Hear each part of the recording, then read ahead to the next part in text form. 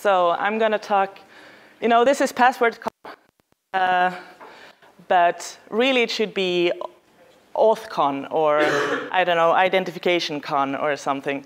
There are so many topics that are related to passwords because, honestly, we all hate passwords, although we are passionate about them, and we want them to go away. So we need different ways of authenticating. So this talk is going to be about ID implants, cyborgs, unique identification, and the future of authentication. So it all started in my hometown at an evening seminar. I was tipped off about this because I am very passionate about science fiction too, and I like cyborgs a lot. And so I got tipped off, and they said, hey, you can go there and you can become a cyborg. You can upgrade yourself to become a cyborg. And I'm like, yeah, I'm totally going to go there. I'm totally not going to do this because anyone who would do this either has no sense of self-preservation or no possibility to do risk assessment. And risk assessment is what I do on autopilot all the time. So I went there, and 40 minutes later, I had an immediate urge to get this implant. And so I realized that something is not healthy about this. What just happened? I obviously had an epiphany 13 months ago.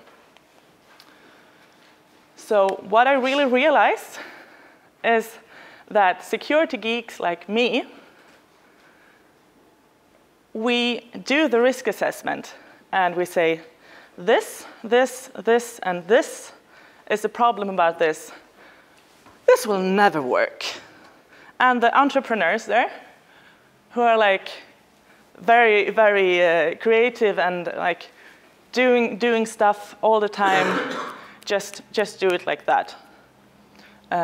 So there's a cultural clash between the security geek and the entrepreneur. And we stand on the side saying this will never work, and the entrepreneur are saying, that's not nice, and so they go away, and we part, and we never meet again until the entrepreneur is really, really successful, and those exact things that we were pointing out are very apparent and has scaled very, very much. And so we can stand here again and say, yeah, I told you. And how do we do, what can we do to counter this effect? I used to be a tech skeptic. I got myself a smartphone at the very last, I think my parents got smartphones after me, but no one else, basically. I used to think that technology is not a part of the solution, but a part of the problem. But I have since changed perspective on that. So let's talk about privacy, and also about cyborgs. At the time I was going to this seminar, I was watching Stargate Atlantis. And this guy, Ronan, he has a chip implant in his back that makes him be tracked down by life-sucking aliens wherever he goes. And wherever he goes, people around him will get killed because he gets tracked down by these life-sucking aliens, and he will sometime always survive in some way because he's a badass, but everyone around him will die. This is not a very nice chip. Also, 7 of 9 here as a plot device. Often, she's a Borg, so she's half human and half a cyborg, and she can't live without her synthetic parts, and she can't live without her human parts. So she's essentially a merging of both. And she has a chip that they try to turn off that is a homing device. And as a plot device, it sometimes gets turned on. So this is what I was thinking about when I saw the chip implant. I don't want a tracker in my body. Of course I don't want that. And one of the first things that I realized is that this is not a tracker. And I already have a tracker in my pocket. And this is not I can turn it off, but it's by design that this is a tracker. You know, the old dumb phones, they work by cellular triangulation, and you can know within 100 meters where someone is. And this is a feature. You can't have a mobile phone working without that. And nowadays, with the smartphones, they have GPS. And this can, of course, be turned off with a software button. And I have noticed very many times how this is violated, that I have turned it off and it's still on. And with a GPS, we can know within a couple of meters where we are. And so, yeah, I used to turn the GPS off all the time. And then I use this fitness tracker. And then I still always turned it off. And Tinder, it forces me to use both Wi-Fi and GPS, although they triangulate me in a very, very bad manner. But they still force me to be very precise about where I am. And of course, Pokemon Go, it was a killer app for my privacy when it comes to GPS tracking. So nowadays, I think my GPS is always on. And I suspect it's the same with most of you. And in the future, and also now, we do have cars with trackers in them. With the self-driving cars, they will obviously also be tracked. How many of you have wearable trackers? Okay, there are very few that admit to it. So, when it comes to trackers, we are already being tracked all the time, and my chip is not a tracker. So let's go on to cyborgs. This guy,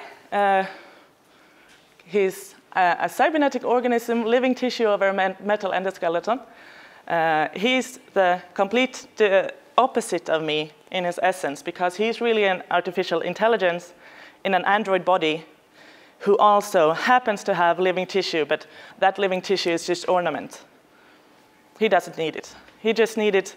It's just a plot device for getting through that time hole without being able to take any high-tech weapons with you. And since we now are in Ruhrpott, I needed to take Kraftwerk with me here. The man-machine superhuman being.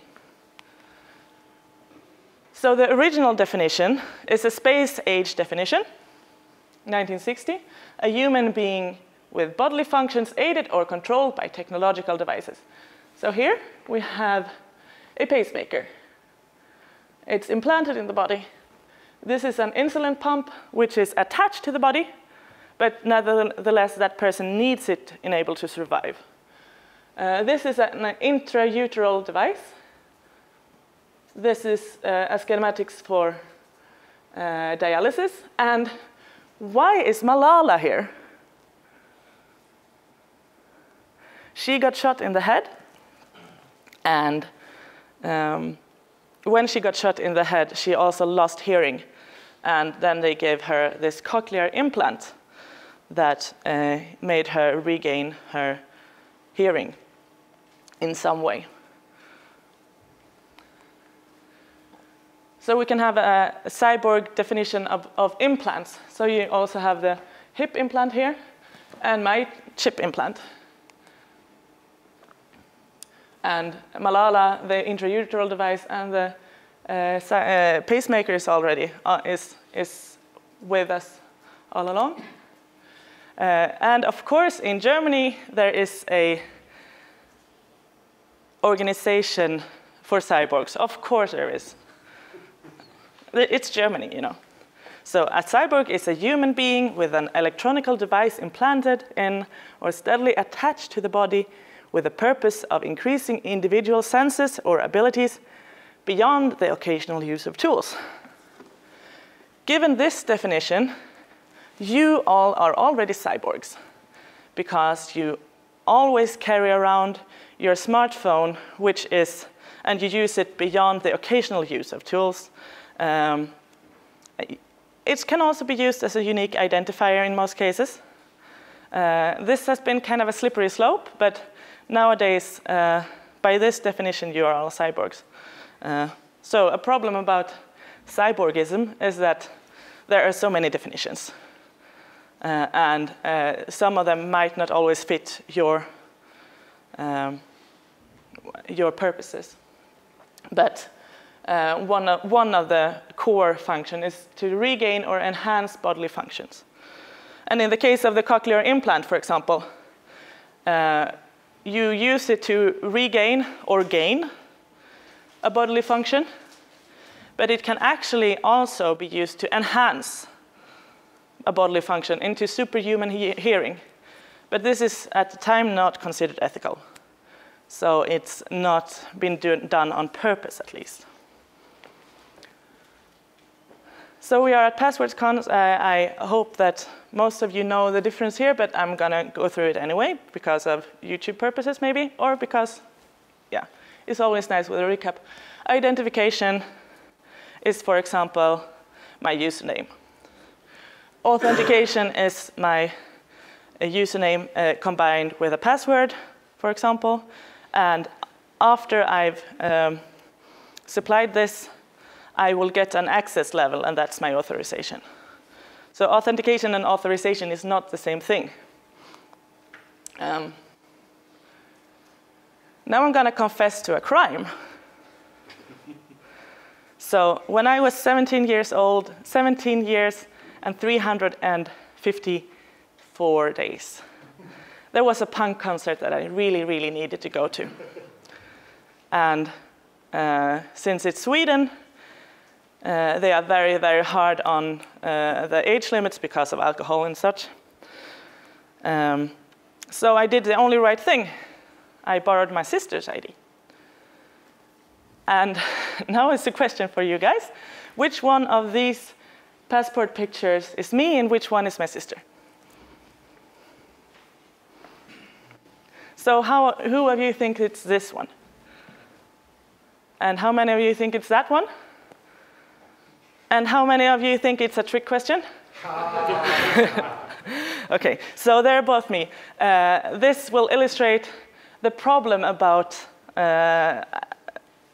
identification as we have it right now, because it can be side-channeled. So this is my unique identifier, but it's not entirely unique. It's entirely possible to go through and go on the sides of it. And I suppose that in this case, they were only interested in authorizing that I was over 18. They were not actually interested in authenticating that I am exactly who I claim to be. But they, and also, I think that not every door guard wants me to be outside just because I'm 17. So they maybe don't really care about this. They only care about if they will get a fine. So this is identification and authentication today. Signatures, yeah, I don't know. I don't even know my own signature. So I suppose it can be very easily forged, even by myself. I don't understand how anyone will take my signature seriously, because it's always different. And this is, of course, what we already talked about, this authentication with username and password, and this is a passport. And this is a biometric passport with an RFID chip in it. Also some basics. Authentication and identification basis is something you know, which is, for example, a username or password. Something you have, which is a passport, or a software token, or a hardware token. Something you are, which is, for example, biometrics. My chip, I don't know if it's something I have because it's a hardware token, a chip implant, or it's something that I am because it's integrated into my body. So it's somewhere between that. So if we have the need for stronger unique identification, what about biometrics? There are a number of problems with this, and I suppose that someone in here is so much more knowledgeable about this than I am. But some of the problems is the false negatives. I experience this all the time when I go to my gym. I take out my NFC card and I do my fingerprint and they say, no, you're not you. Like, I promise, this is my finger. The last time I checked, at least. But it's very prone to false negatives. It's not a secret and it's not changeable. So this guy in Seattle called Emil Grafstra, he thought, I'm not sure that he was thinking about identification before, but maybe he was just thinking about, hey, this would be cool. Pets have implants. Why can't I have an implant? So he ordered a pet implant, and I think he tweaked it a bit, because these pet implants, they are made to grow into the body, because veterinaries are not very good piercers. But when we do a chip implant like this, we want the piercer to be a good piercer. So it's not growing into my body. I'm going to go back here. The idea of the chip implant is to change the question of biometrics. Instead of teaching a machine to read a human, why don't we teach the human body to speak to the machine? So now I have something in my body that is talking in a machine code way. So bring forth the XNT implant. It's ISO 14443 compliant, and thus totally possible to scan with a chameleon implant, chameleon card that we had a keynote about yesterday. It's less than 1 kilobyte of data memory and a 7-byte unique identifier. It's 12 millimeters long. It's biocompatible glass so that it can move around inside my body, but it won't move around inside my body, but it won't grow into my body. It's easily taken out, although it's, you need to puncture the skin, but you can't take it out. This antenna is 1.5 millimeters long, and the specifications for the 14443 ISO states that the antenna should be something like this. It's like, it's made for passports and for credit cards, and not for implants. So this antenna is very, very weak. One thing that we also have to realize about NFC technology is that it's passive. There is no battery in this. So I need a reader to be able to activate it at all. There is no way to detect this without the proper reader. Obviously, you can see it through my skin, but you have to look very, very carefully. So this is a body modification. And for me, the step into doing this wasn't very hard because I have been doing piercings and tattoos before. The third kind here is the breast implant, because I think the definition of a body modification is that it's a body changing your body in a way for beauty or for psychological pleasure or for psychological need. And not for any medical purposes at all. So this is a kind of body modification. I would say it's a mixture between a piercing and a subdermal implant. My chip, I have a PGP fingerprint. I have my LinkedIn profile. And I can unlock my phone with a unique identifier. And since you saw what you saw yesterday, it's not a very good idea to use this as a lock, because you can't keep this a secret. You can't keep this from being cloned and reused. So So I don't, on a regular basis, use this to open my phone, but that's also because the antenna is so small and the reader in my phone is so bad that they don't match together, and it takes like forever. The fingerprint is so much more convenient. But I can do it if my NFC is on, and I don't want to have my NFC on because I have my wallet here, and then I do like this, and the mobile goes like all the time. So it's not very convenient. But the next generation is going to be a cryptographic platform, Java Card NFC platform. It's called VivoKey, and they work together with a Swedish startup called Fidesmo that does unified NFC identification with cards. And they say that, hey, why not have the next generation to be an implant? I don't know. So now I'm going to change subject completely and go back to the year of 1759, when Sweden had the first records of every person in the whole country that was born, dead, or migrated. So we have been knowing for more than 250 years exactly who has been living here, who has been registered here legally.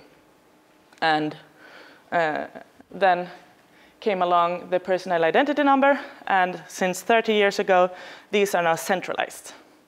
So these personal identity numbers are used for everything.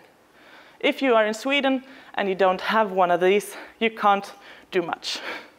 You can't get a phone, you can't, there's a lot of things that you really cannot do without it. And it's also been used for doing a lot more usable identification over the internet.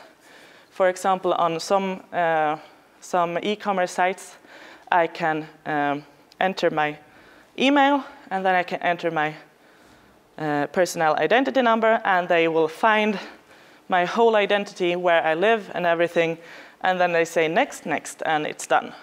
The bill goes to my email. This is really, really convenient, and that's why it's used. And an extension of this is the bank ID. And the bank ID is in most cases, it's a hardware token that I carry inside my mobile phone.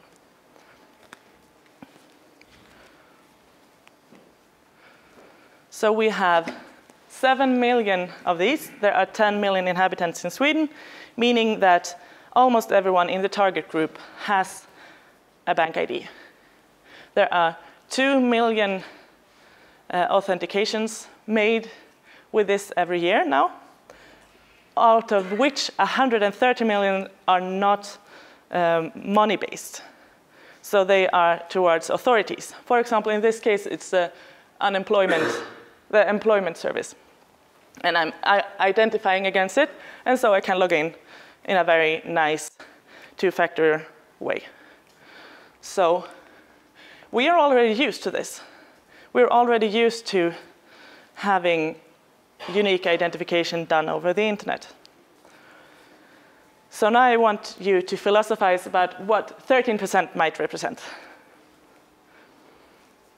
In this case, this is actually a Norwegian survey. It's the only survey that has been done about chip implants.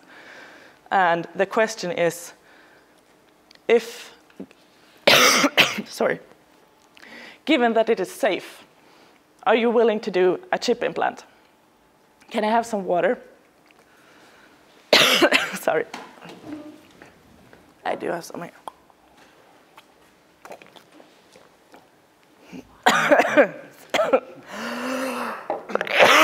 Is the chip coming out? Yeah. Sorry. I was just wondering whether the chip gets thirsty or does it have its own appetite? No, this is my organic body speaking. Okay. So I'll try to go on here. So given that it is safe, will you be able to do will you be willing to do the chip implant? And 13% of those respondents said yes. I think my voice really sounds strange now.